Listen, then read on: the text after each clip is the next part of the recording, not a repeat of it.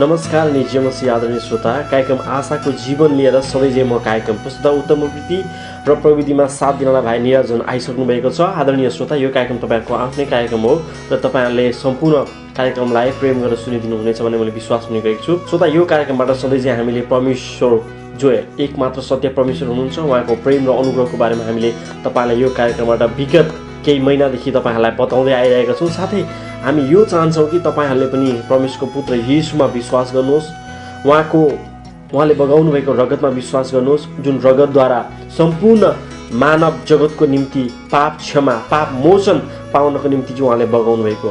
अनि तपाईँ र मैले उहाँ येशूलाई हाम्रो मुक्तिदाता र प्रभु भनी आज विश्वास गर्दछौँ भने हामीले उहाँसँगको त्यो स्वर्गीय जीवन र त्यो प्रतिज्ञा पनि तपाईँ र मैले पाउन सक्दछौँ। साँच्चै नै तपाईँ र म जीवनको यस्तो आरोह अवरोहमा हुन सक्छौँ जहाँ हामीले एक्लो महसुस गरेको हुन सक्छौँ, तर परमेश्वर येशू भन्नुहुन्छ म तिम्रो साथमा छु। हामी भन्न सक्दैछौँ म निराशमा छु, तर प्रभु भन्नुहुन्छ म तिमीलाई सम्हाल्ने छु। हामी भन्न सक्छौँ म अगाडि चल्न सक्दिनँ, तर प्रभु भन्नुहुन्छ म तिमीलाई डोर्याउने छु। साथै तपाईँ यस्तै परमेश्वरको प्रेम तपाईँ जान्न चाहनुहुन्छ भने यो कार्यक्रम तपाईँले निरन्तर सुनिरहनुहोस् र म आशा र विश्वास गर्दछु तपाईँले पनि त्यो परमेश्वरलाई पाउनुहोस् र उहाँसँग तपाईँहरूले प्रेम गाँच्नुहोस्। तपाईँ र परमेश्वर बिचको जुन प्रेमको सम्बन्ध हुन्छ त्यसले तपाईँ र मेरो जीवनको रङ र उमङ्ग र जोस र जागरमा परिवर्तन ल्याउनेछ। साँच्चै नै हामी यही कामना गर्दछौँ कि तपाईँले पनि त्यो परमेश्वरलाई चिन्नुहोस्।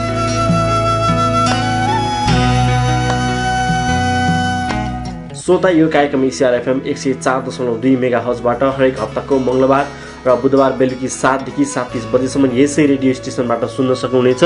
साथै तपाईँहरूले यो कार्यक्रम विश्वको जुनसुकै ठाउँबाट पनि प्रत्यक्ष रूपमा सुन्न सक्नुहुन्छ। यसको लागि तपाईँले www.ecrfmnepal.org मा लगइन गर्नुपर्ने हुन्छ। श्रोता, हामीले विगत केही सातादेखि सत्यताको शोध नामक नयाँ श्रृङ्खला सुरु गरेका छौँ। यस श्रृङ्खलामा हामीले मूलतः बाइबलबाट हेरिरहेका छौँ। बाइबलको संक्षिप्त परिचयदेखि लिएर यो परमेश्वरको वचन हो भन्नको लागि हामीहरूको माझमा के कस्ता साक्षीहरू छन् भन्ने बारेमा हामी केलाउँदैछौँ र संसारका सबै धर्मशास्त्रभन्दा बाइबल कसरी अद्वितीय छ भनेर पनि यस श्रृङ्खलाले छलङ्ग पार्दछ। अनि यस श्रृङ्खलालाई एकदमै विनेत लगाएर हाम्रो माझमा कमल अधिकारीज्यूले प्रस्तुत गर्नुहुँदैछ। उहाँ इमानुएल बाइबल कलेज एन्ड सेमिनरीका प्रिन्सिपल हुनुहुन्छ।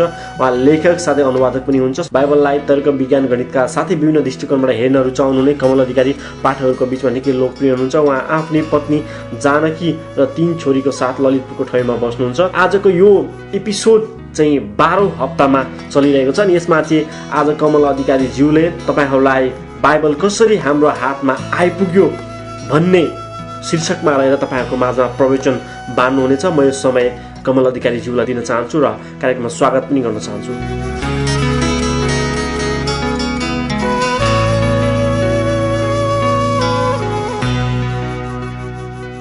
प्रिय श्रोताहरू, तपाईँलाई स्वागत छ सत्यताको स्रोत अन्तर्गतको यो 12औं एपिसोडमा। म कमल अधिकारी तपाईँहरूको साथमा छु। 11 हप्तासम्म तपाईँहरू हाम्रो साथमा आउनुभयो, हामीसँगै हिँड्नुभयो, हामीसँगै सुन्नुभयो र यसको लागि तपाईँलाई धेरै धेरै धन्यवाद छ। आज हामी एउटा अनौठो विषयमा प्रवेश गर्दैछौँ। सम्भवतः हामीहरूको संस्कृतिमा यो विषय त्यति महत्त्वपूर्ण नहोला, अर्थात् त्यति राम्रोसँग यो विषयलाई अध्ययन नगरेको हुनसक्छ हाम्रो कल्चरमा। तर हामीले बाइबलको ईश्वरीय प्रेरणाको बारेमा हेरिरहेको कारणले गर्दा यो विषयलाई हामीले छुनै पर्ने हुन्छ। यो विषय खास गरी बाइबल हाम्रो हातमा कसरी आइपुग्यो भन्ने विषयमा हो र आज हामी नयाँ करारमा केन्द्रित हुनेछौँ। म अलिकति यसको पृष्ठभूमि बाँध्न चाहन्छु। हामीलाई थाहा छ बाइबल आजभन्दा 3500 वर्ष अगाडि लेखिएको थियो। यसको पहिलो पुस्तक नै बाइबल आफैमा एउटा पुस्तकालय हो। एउटा एकल पुस्तक मात्र नभएर यहाँनिर 66 पुस्तकहरूको सङ्ग्रह पाइन्छ। यसको पहिलो पुस्तक नै 3500 वर्ष अगाडि लेखिएको थियो भने यसको अन्तिम पुस्तक लगभग 1900 वर्ष अगाडि लेखिएको थियो। अर्थात् बाइबलका यी पुस्तकहरू विभिन्न कालखण्डमा लेखिएका थिए। अनि ती मानवीय लेखकहरू जसले बाइबललाई लेखे, उनीहरूले लेखेर तयार पारेको प्रतिलाई मूल पाण्डुलिपि भनेर भनिन्छ। अनि बाइबल लगायत कुनै पनि प्राचीन पुस्तकको मूल पाण्डुलिपि आज हाम्रो हातमा छैन। त हामीसँग के छ भने उनीहरूले तयार पारेर राखेका प्रतिलिपिहरू अर्थात् पाण्डुलिपिहरू चाहिँ हामीसँग छ। त्यसैले मूल प्रश्न के हो भने प्राचीन साहित्यको विषयमा हामीले अध्ययन गर्दाखेरि सधैँ सोध्नुपर्ने मूल प्रश्न के हो भने त लेखकहरूले जे लेखेका थिए त्यो जस्ताको तस्तै हाम्रो हातमा आइपुगेको छ या छैन। आज हामी त्यही विषयमा चाहिँ केन्द्रित हुनेछौँ।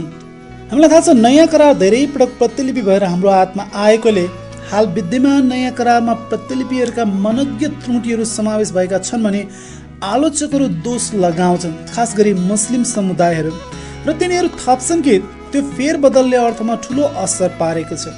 तिनीहरूको दोषमा दम छ या छैन भने आज हामी केलाउनेछौँ। नयाँ करार कतिको साँचो छ वा यो परमेश्वरबाट प्रेरणा पाएर लेखिएको हो वा होइन भने हामी आज छलफल गर्न खोजेका छैनौँ। तर नयाँ करारका लेखकहरूले लेखेका कुरा हामी कहाँ आइपुग्दा हाम्रो विश्वासलाई असर गर्ने गरी परिवर्तन भएको छ या छैन भने आज हामी छलफल गर्नेछौँ। एकचोटि म दोहोऱ्याउन चाहन्छु, नयाँ करारका लेखकहरूले आफ्नै हातले लेखेका प्रतिहरूलाई मूल पाण्डुलिपि अर्थात् अटोग्राफ भनिन्छ।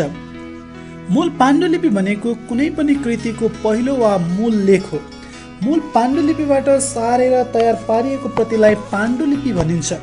यो भनेको मूल लेखको हस्तलिखित प्रति हो। यसरी पहिलोचोटि हातले तयार पारिएको प्रति मूल पाण्डुलिपि हो भने मूल पाण्डुलिपिबाट सारेर तयार पारिएको प्रति चाहिँ पाण्डुलिपि हो। 15औं शताब्दीमा गुटेनबर्गको छापाखानाको आविष्कार हुनुअघि कुनै पनि रचनालाई हातले नै सारेर प्रतिलिपि गरिन्थ्यो, अरू उपाय पनि थिएन। नयाँ करार लगायत कुनै पनि प्राचीन साहित्यको मूल पाण्डुलिपि हाल विद्यमान छैन। हामीसँग छैन ती मूल पाण्डुलिपि। हामीसँग केवल तिनका प्रतिलिपि गरिएका पाण्डुलिपिहरू मात्रै छन्। मूल पाण्डुलिपिहरू हालसम्म पत्ता नलगाइएकोले सम्भवतः पत्ता पनि लाग्दैन मूल पाण्डुलिपिमा के लेखेको थियो भनेर के हामी जान्न सक्छौँ त? तपाईँले आश्चर्य मान्नु पर्दैन कि हामी सक्छौँ। विद्यमान पाण्डुलिपिहरूको तुलनात्मक अध्ययनबाट नै प्राचीन समयका उल्लेखनीय साहित्यहरूको पुनर्संरचना गर्न सकिन्छ। प्राचीन प्रलेखहरू कति विशुद्ध ढङ्गमा प्रतिलिपि हुँदै हामी कहाँ आइपुगेका छन् भनी जाँच गर्नु साहित्यिक विद्वानहरूको बिचमा एउटा सामान्य अभ्यास हो। प्राचीन समयका धार्मिक मात्र नभई सबै प्रतिलिपिहरूलाई जाँच गर्ने विधिलाई प्रतिलिपि समालोचना भनेर चिनिन्छ। अनुमानहरूमा आधारित यो कुनै अस्तव्यस्त प्रयास होइन, तर एउटा सचेत समालोचकद्वारा कुनै कृतिको सम्भाव्य विकृतिको विस्तारलाई निर्धारण गर्ने एउटा होशियार भाषिक पद्धति हो। नयाँ करारभन्दा अघि र पछि लेखिएका अनगिन्ती साहित्यहरू छन् जसको सच्चाइ पनि एउटा विषय बनेको छ। उदाहरणको लागि हेरोदोतस र कैसरले क्रमशः 5औं र पहिलो शताब्दी ख्रिस्टपूर्वमा लेखेका इतिहासहरूलाई लिन सकिन्छ। यसका अतिरिक्त ख्रिस्टाब्द पहिलो शताब्दीको अन्त्यतिर योसिफसले लेखेका यहुदीहरूको इतिहास र टासिटसले लेखेका रोमको इतिहासको सच्चाइ पनि प्रतिलिपि समालोचना अन्तर्गत पर्ने विषय नै हुन्। प्राचीन समयमा लेखिएका यस्ता कृतिहरू सही तरिकाले प्रतिलिपि भएर हाम्रो हातमा आइपुगेका छन् कि छैनन् भनेर निर्धारण गर्ने मापदण्ड विद्वानहरूको बिचमा चिर परिचित नै छ। तसर्थ नयाँ करारका रचनाहरूको जाँचको लागि हामीले कुनै नयाँ मापदण्डको सृजना गर्न आवश्यक छैन। अन्य प्राचीन साहित्यलाई जुन विधि लगाएर जाँच गरिन्छ हामी त्यही विधि अपनाएर नयाँ करारलाई पनि जाँच्न सक्छौँ। त्यस जाँचमा प्रवेश गर्नुअघि प्रतिलिपिबारे प्राचीन दृश्यलाई जान्नु आवश्यक छ। म तपाईँलाई एउटा दृश्य प्रस्तुत गर्न चाहन्छु। जस्तै करिब 450 ख्रिस्टपूर्वतिर हेरोदोतसद्वारा लेखिएको इतिहास एउटा प्रसिद्ध कृति हो। कल्पना गरौँ कि हेरोदोतसको एकजना मित्र तिनको घरमा आएर उक्त कृतिलाई देखेपछि आफ्नो पुस्तकालयको लागि एक प्रति पाइन्छ कि भने उसले हेरोदोतसलाई अनुरोध गर्यो। हेरोदोतसको घरमा एउटा मात्र प्रति भएकोले त्यसलाई पुनरुत्पादन गर्न त्यहाँ न फोटोकपी मेसिन थियो न त त्यसलाई इमेलद्वारा नै पठाउन सकिन्थ्यो। त्यस कृतिलाई पुनरुत्पादन गर्नको लागि उक्त मित्रले हेरोदोतसको घरमा एकजना प्रतिलिपिकारलाई पठाउनु पर्थ्यो जसले कैयौँ दिन लगाएर हरेक अक्षर, शब्द र वाक्यलाई हेरेर सार्नु पर्थ्यो। उसले सारेर तयार पारेको प्रति हेरोदोतसको मूल प्रतिसँग दुरुस्त हुन्छ त? अलि असम्भव देख्छौँ हामी। अब फेरि कुनै एकजना व्यक्ति हेरोदोतसको मित्रको घरमा आउँछ र दोस्रो पुस्ताको लागि पनि उक्त पुस्तकको खाँचोदेखि प्रतिलिपि गरी पाऊँ भनी अनुरोध गर्छ। के त्यो प्रति हेरोदोतसको मूल पाण्डुलिपिसित पूर्णतः मेल खान्छ त? असम्भव छ। हातले प्रतिलिपि गर्दा केही परिवर्तनहरू देखा पर्न अनौठो कुरा होइन। प्रतिलिपिमा जुन मात्रामा परिवर्तन देखा पर्छ त्यही मात्रामा त्यसले आफ्नो सच्चाइ गुमाएको हुन्छ। अहिलेसम्म भएका फेरबदलहरू सामान्य नै भए तापनि शताब्दीौँभरि प्रतिलिपि गर्दा फेरबदलहरू गुणनात्मक रूपमा वृद्धि हुँदै जान्छन्। सच्चाइ निश्चय नै बिग्रँदै जान्छ। 15औं शताब्दीमा उक्त पुस्तकको प्रतिलाई गुटेनबर्गको नवनिर्मित छापाखानामा राख्दा हेरोदोटसको मूल पाण्डुलिपिको छाया मात्र देखा पर्ने सम्भावना हुन्छ। तपाईँको मनमा प्रश्न होला, हेरोदोटसको मूल पाण्डुलिपिलाई नै किन नछाप्ने त? हामी किन प्रतिलिपिमा भर पर्ने? हामीले पहिल्यै उल्लेख गरिसकेका छौँ कि कुनै पनि मूल पाण्डुलिपि विद्यमान छैन, अर्थात् ती लेखकहरूले आफ्नै हातले लेखेका ती मूल हस्तलिखित प्रतिलिपि विद्यमान छैन, हामीसँग छैन। त्यसर्थ हामीसँग भएका प्रतिलिपिको अध्ययन गरी मूल पाण्डुलिपिको पुनर्संरचना गर्ने प्रयास गर्नुपर्छ। नयाँ करारका पुस्तकहरूलाई शताब्दीभरि प्रतिलिपि गरिँदा यसले आफ्नो सच्चाइ गुमाएको छ कि छैन भनी जाँचले निर्धारण गर्दछ।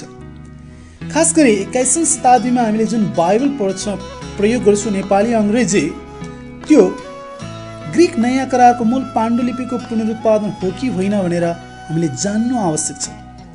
अनि विद्वानहरूले जाँच गर्नको लागि मूल रूपमा उनीहरूले 3वटा प्रश्न गर्ने गर्छन्, अर्थात् त्यो मूल पाण्डुलिपिसित आज हामीसँग भएको प्रतिलिपि ठिक छ या छैन, अर्थात् कतिको फेरबदल भएको छ भनेर जाँच गर्नको लागि विद्वानहरूले 3वटा प्रश्नहरू अघि सार्छन्। पहिलो प्रश्न हो, कति पाण्डुलिपिहरू फेला पारिएका छन्, अर्थात् यो पाण्डुलिपिहरूको सङ्ख्यासँग सम्बन्धित छ। दोस्रो प्रश्न हो, पत्ता लगाइएका पाण्डुलिपिहरू कतिका पुरा छन् त, अर्थात् यो मितिसँग सम्बन्धित प्रश्न हो। अनि तेस्रो प्रश्न हो, पाण्डुलिपिहरू कति विशुद्ध ढङ्गमा प्रतिलिपि गरिए त। अनि यो 3वटा प्रश्नलाई उनीहरूले डिटेल अध्ययन गर्छन् अनि पत्ता लगाउँछन् कतिको विकृति आएको छ या छैन भनेर। हामी पहिलो प्रश्नलाई संक्षिप्त रूपमा चाहिँ हेर्नेछौँ, अर्थात् कति पाण्डुलिपिहरू फेला पारिएका छन् त भन्ने प्रश्न। 3वटा प्रश्नमध्ये पहिलो प्रश्न ती हस्तलिखित प्रतिहरूको सङ्ख्यासँग सम्बन्धित छ। यसलाई पाण्डुलिपिको साक्षी भनेर चिनिन्छ। साधारणतया जति धेरै प्राचीन पाण्डुलिपिहरू फेला पारिएका छन् त्यति नै धेरै राम्रो मानिन्छ। भिन्न भिन्न पाठ्यांशहरू छन् भने पनि विद्यमान प्रतिलिपिहरूको ठुलो सङ्ख्याले मूल पाण्डुलिपिको पुनरुत्पादन गर्नको लागि तुलना र सहसम्बन्धलाई सजिलो बनाइदिन्छ। यसका अतिरिक्त शताब्दीभरि तयार पारेका पाण्डुलिपिहरूको ठुलो परिमाणले कसैले कोठाभित्र तयार पारेका पाण्डुलिपिहरूको सम्भावनालाई पनि न्यूनीकरण गरिदिन्छ। प्रतिलिपिहरूको बृहत सङ्ख्याको अर्थ हुन्छ व्यापक प्रदर्शनी। हालसम्म नयाँ करारका कति पाण्डुलिपिहरू पत्ता लगाइएका छन् त? हामीलाई थाहा छ नयाँ करारको ग्रिक पाण्डुलिपि मात्रै 5700 जति फेला पारिएका छन्। यसको अतिरिक्त यदि हामीले 1000वटा ल्याटिन भल्गेट र कम्तीमा 9300 प्रारम्भिक अनुवादलाई जोड्ने हो भने हामीसँग नयाँ करारको झन्डै 25000 पाण्डुलिपि छ। यो उद्वेग हो, यसलाई हामीले विस्मयकारी भन्नुपर्छ। तपाईँलाई थाहा छ कुनै पनि प्राचीन साहित्यको पाण्डुलिपिको सङ्ख्या यति धेरै छैन, एकदमै न्यून छ। जस्तै होमरले लेखेको इलियाड नामक ग्रन्थ दोस्रोमा आउँछ, जसको सङ्ख्या जम्मा 643वटा मात्रै छ, अर्थात् 643वटा पाण्डुलिपि मात्र विद्यमान छ। धेरै जसो प्राचीन कृतिहरूको पाण्डुलिपि सङ्ख्या 1 दर्जनभन्दा कम्ती छ। जस्तै जुलियस कैसरले लेखेको गल्लिक वार्स नामक कृतिको 9 वा 10वटा प्रति मात्रै छ। लिबीले लेखेको रोमको इतिहासको 20वटा प्रति मात्रै छ। टासिटसले लेखेको एनल्सको 2वटा प्रति र थुसाइडिडेसले लेखेको इतिहासको 2 प्रति मात्रै हाल विद्यमान छ। प्राचीन समयका यी चर्चित लेखकहरू, इतिहासकारहरू जसका प्रतिहरू आज हामीसँग निकै नगण्य सङ्ख्यामा छ, नयाँ करारको पाण्डुलिपिहरूको सङ्ख्यामा तिनीहरूको तुलना एकदमै कम हो। दोस्रो शताब्दीदेखि चौथो शताब्दीसम्म मण्डलीका पिताहरूले उद्धृत गरेका ती 36000 भन्दा बेसी उद्धरणहरूलाई हामीले एकत्रित गर्ने हो भने 11वटा पद बाहेक नयाँ करारको पुनः संरचना गर्न सकिन्छ भनेर चाहिँ खोजले देखाइसकेको छ। तसर्थ नयाँ करारको जस्तो असल प्रतिलिपि प्रमाणीकरण संसारका कुनै पनि प्राचीन साहित्यको छैन। वास्तवमा नयाँ करारका विद्यमान पाठ्य पुस्तकमाथि शङ्का गर्नु भनेको सम्पूर्ण प्राचीन साहित्यलाई रद्दीको टोकरीमा फ्याँकिदिनु जस्तै हो, किनकि तिनको पाण्डुलिपिको सङ्ख्या नयाँ करारको सन्निकट पनि छैन। साफोल्कस, थुसाइडिडेस, सिसेरो, वर्गिल जस्ता मुख्य ग्रिक र रोमी लेखकहरूका कृतिहरू हामी कहाँ यथार्थपूर्वक भरोसायोग्य पाठ्य पुस्तकहरूमा आइपुगेका छन् भने विद्वानहरू सन्तुष्ट छन्। तरै पनि तिनीहरूका रचनाहरूको बारेमा भएको हाम्रो ज्ञान पाण्डुलिपिहरूको मुठ्ठीभर सङ्ख्यामा आश्रित छ, जबकि नयाँ करारका पाण्डुलिपिको सङ्ख्या सयौँ र हजारौँ छ। दोस्रो प्रश्न हामी जान्छौँ, पत्ता लगाइएका पाण्डुलिपिहरू कतिको पुराना छन् त? दोस्रो प्रश्न पत्ता लगाइएको पाण्डुलिपिको मितिसँग सम्बन्धित छ, अर्थात् पाण्डुलिपिहरू कहिले प्रतिलिपि गरिएका रहेछन् भने यो प्रश्नको उत्तरमा पत्ता लगाइन्छ। पाण्डुलिपिहरूको मिति निर्धारण गर्ने तरिकाहरू थुप्रै छन्। प्रतिलिपिकारद्वारा प्रयोग गरिएको लेखन शैली तीमध्ये एउटा सामान्य तरिका हो। कुनै एउटा समय थियो जुन बेला सबै रचनालाई ठुला अक्षरहरूमा प्रतिलिपि गरिन्थ्यो भने अर्को कालखण्डमा साना अक्षरहरू मात्र प्रयोग गरिन्थे र चाहिँ अर्को कालखण्डमा अक्षरहरू जोडेर लेख्ने चलन थियो। लेखाइको शैलीद्वारा मितिको सङ्केत मिल्छ। विराम चिन्ह प्रयोग नगरिएकोले पनि भिन्नाभिन्नै समय अवधिको सङ्केत गर्दछ। अर्को मापन हो लेखिने सामग्री, अर्थात् यसलाई कसरी तयार पारिन्थ्यो। भेलुम जस्ता जनावरको छाला, पपायरसको मुठा वा कोडेक्स जस्ता बोध बिरुवाको स्रोत लेखिने सामग्रीहरू थिए। लेखिने सामग्रीहरूको विकासको प्रविधि प्रसिद्ध छ र यसले युगको अर्को कालखण्डलाई सङ्केत गर्छ। थप रूपमा पाण्डुलिपिको समय निर्धारण गर्न कार्बन 14 नामक विधिको पनि प्रयोग गर्न सकिन्छ। सिक्काहरू र माटोको भाँडाहरू जस्ता हातले बनाएका कलायुक्त सामानहरू प्रायःजसो पाण्डुलिपिहरूसित फेला पारिएका छन्, जसले पाण्डुलिपि प्रतिलिपि गरिएको समयको सङ्केत दिन्छ। प्राचीन पाण्डुलिपिहरूका मिति निर्धारण गर्ने तरिकाहरू आज ज्यादै विकसित छन् र साधारणतया तिनीहरूले सही परिणाम पनि दिन्छन्। तब यो प्रश्न छ कि मूल पाण्डुलिपिहरू प्रतिलिपि गरिएका पाण्डुलिपिहरूमा प्रतिलिपिकारका त्रुटि, थप अंश अर्थात् छेपक र मेटाइहरू सञ्चित हुने सम्भावना प्रबल हुन्छ, जसले गर्दा त्यसको सच्चाइ कम हुन जान्छ। जुलियस कैसरले गल्लिक वासलाई करिब 50 ख्रिस्टपूर्वमा लेखेका थिए। आज हाम्रो अध्ययनको लागि ख्रिस्टाब्द 9 शताब्दी अघि लेखिएको कुनै पाण्डुलिपि विद्यमान छैन। यसको मूल पाण्डुलिपि हाल विद्यमान पाण्डुलिपिको बीचमा करिब 900 वर्षको अन्तर छ। थुप्रै ग्रिक कृतिहरूको अन्तर अझै बढी छ, अर्थात् 1000 देखि 1500 वर्षसम्म। ग्रिक कृतिहरूको तुलनामा ल्याटिन भाषाका कृतिहरूको अन्तर अलिक कम छ। मूल पाण्डुलिपिको सयौं वर्षपछि कुनै उत्कृष्ट कृतिका सुरक्षित प्रति छैनन् भनी पत्ता लगाइदा मानिसहरू प्रायः बेचैन हुने गर्छन्। तर नयाँ ग्रहको सम्बन्धमा भएको ज्ञात तथ्यलाई थाहा पाउँदा उनीहरू चकित पर्छन्। ख्रिस्टाब्द 48बाट सुरु गरेर 95 भित्रमा नयाँ करारका 27वटै पुस्तक लेखिसकिएका थिए। हालसम्म पत्ता लागेको सबैभन्दा पुरानो पाण्डुलिपि कुन हो त? जोन राइल्यान्स नामले चिनिने पाण्डुलिपि नै प्राचीनतम पाण्डुलिपि हो भन्ने कुरामा कुनै विवाद छैन।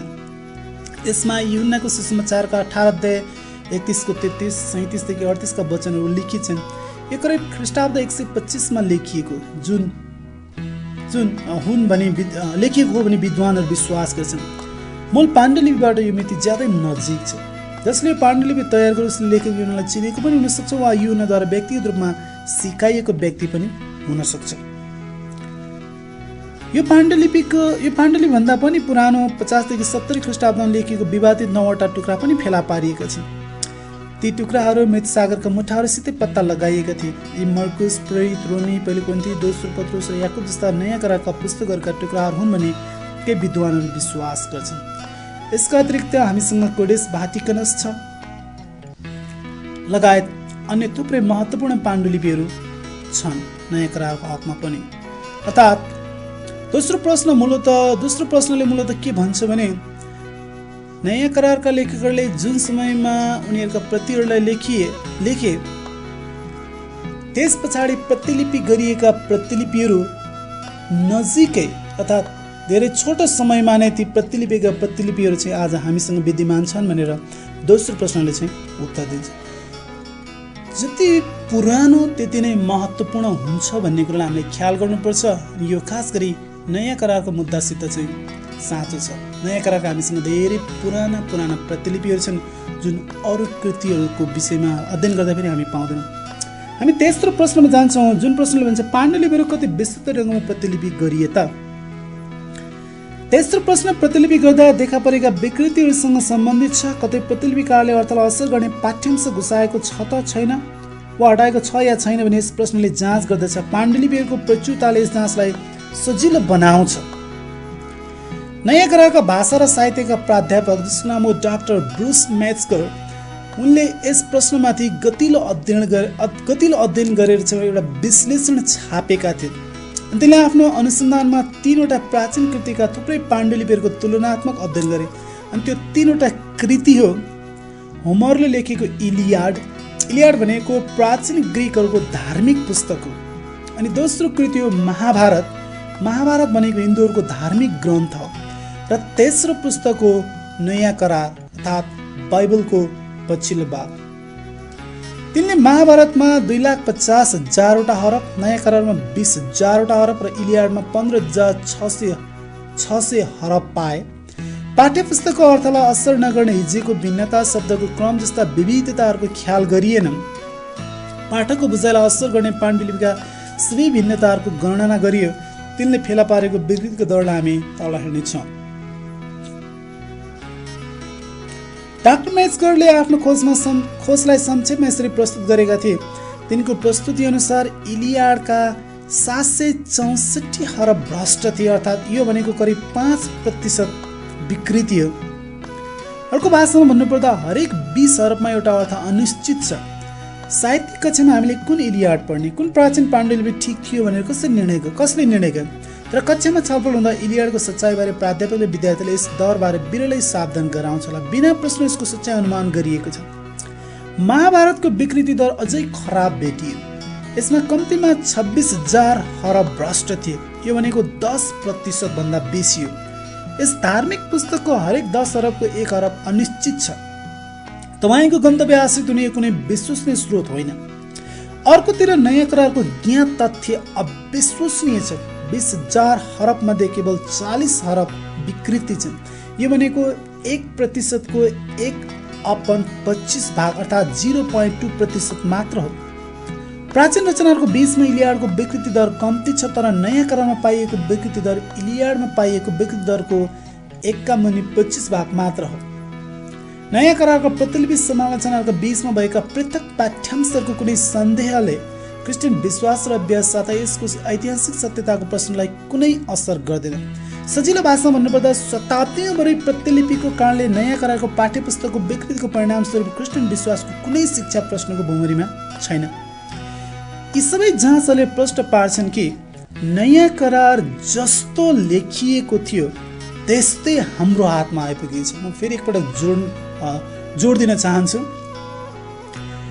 नयाँ करार आजभन्दा लगभग 1900 वर्ष अगाडि 2000 वर्ष अगाडि जस्तो लेखिएको थियो लगभग त्यस्तै हाम्रो हातमा आइपुगेको छ। शताब्दीभरि प्रतिलिपि गर्दा पनि क्रिस्चियन शिक्षालाई असर गर्ने कुनै विकृति नयाँ करारमा देखा परेको छैन। तसर्थ दृढतापूर्वक यो भन्न सकिन्छ कि सारमा बाइबलको पाठ्यपुस्तक निश्चित छ र खास गरी यो नयाँ करारको मुद्दासित लागु हुन्छ। नयाँ करारका पाण्डुलिपिहरूको सङ्ख्या, यसका प्रारम्भिक अनुवादहरू र मण्डलीका सबैभन्दा पुरानो रचनाहरूमा भएका यसका उद्धरणहरू यति बृहत छन् कि हरेक सन्देहपूर्ण खण्डको सही पाठ्यांश यी प्राचीन आधिकारिक पुस्तकहरूमा संरक्षित छन् भन्ने कुरा झन्डै दृढ छ। संसारका अन्य कुनै प्राचीन पुस्तकबारे यो सत्य हुन सक्दैन। तपाईँ यहाँ देख्नुहुन्छ कि कुनै पनि व्यक्तिले यदि नयाँ करार चाहिँ पटक पटक प्रतिलिपि गरिएको कारणले गर्दा यसमा थुप्रै भुलहरू त्रुटिहरू समावेश भएको छ भनेर भन्छ भने अध्ययनले अर्को देखाएको छ। अध्ययनले त्यसो भन्दैन। खास गरी मुस्लिम दाजुभाइ दिदीबहिनी हामीलाई त्यसरी दोष लगाउने गर्छन्। तर अध्ययनले के प्रश्न पार्छ भने जस्तो लेखिएको त्यो बाइबल लगभग उस्तै हाम्रो हातमा चाहिँ आइपुगेको छ। त्यस कारणले गर्दा तपाईँले आज बाइबललाई आफ्नो हातमा लिएर ग्रिक बाइबल, अङ्ग्रेजी बाइबल, नेपाली बाइबललाई तपाईँ आफ्नो हातमा लिएर भन्न सक्नुहुन्छ मैले परमेश्वरको वचन नै अध्ययन गरिरहेको छु। तपाईँ निर्धक्कसँग यसमाथि चाहिँ भरोसा गर्न सक्नुहुन्छ। ती मूल लेखकहरूले जस्तो लेखेको थियो आज त्यस्तै तपाईँले चाहिँ पढ्न पाइरहनु भएको छ।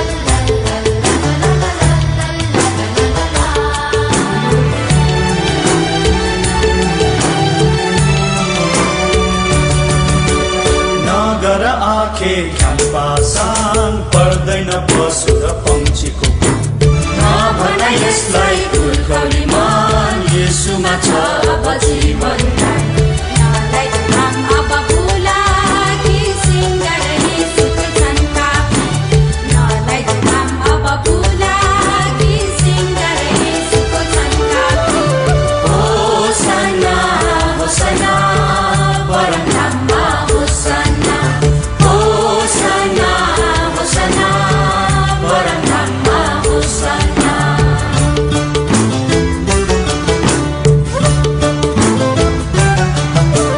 जाऊ सम्धी अब बेथलेहेम दर्शन गर्न येशूलाई लौ हेर सम्धि पूर्वैमा ताराले ज्योति त चढ्दैछ र सिन्दुराई जन्मेको शान्तिका राजालाई सुन्दुरका र सिन्दुराई जन्मेको शान्तिका राजालाई होसना होसना परमधाममा होसना होसना होसना परमधाममा होसना हेर न च्याङ्बा हेर न मरियमको काखैमा हेर न सुन न मैचाङ सुन न खुसीको सन्देश सुन न शान्तिको राजा त जन्मेछ उदार मानिसलाई दिनलाई शान्तिको राजा त जन्मेछ उदार मानिसलाई दिनलाई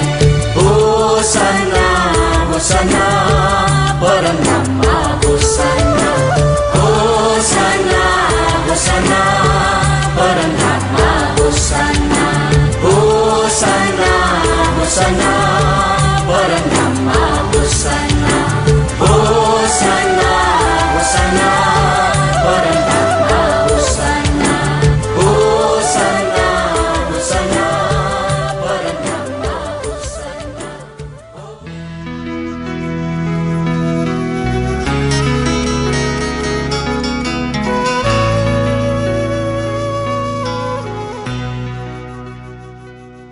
व्यस्त समयका बावजुद पनि हामीलाई आफ्नो अमूल्य समय उपलब्ध गराइदिनु भएकोमा कमल अधिकारी ज्यूलाई धेरै धेरै धन्यवाद। र तपाईँले साँच्चै नै हामीले आज पढ्ने यो बाइबल कसरी हाम्रो हातमा आइपुग्यो भन्ने बारेमा तपाईँले स्पष्टसँग हाम्रो श्रोताहरूको माझमा अनि मलाई पनि तपाईँले यो आजको एपिसोडद्वारा बुझ्नलाई अझै पनि सहायता गरिदिनु भएको छ। परमेश्वरले तपाईँलाई आशिष दिनुभएको छ। श्रोता कार्यक्रमको निर्धारित समय सकिन लागेको छ। यो कार्यक्रम तपाईँलाई कस्तो लागिरहेको छ? यदि तपाईँहरूसँग जिज्ञासा तथा सल्लाह सुझाव छ भने निसङ्कोच हामीलाई सम्पर्क गर्नुहोला।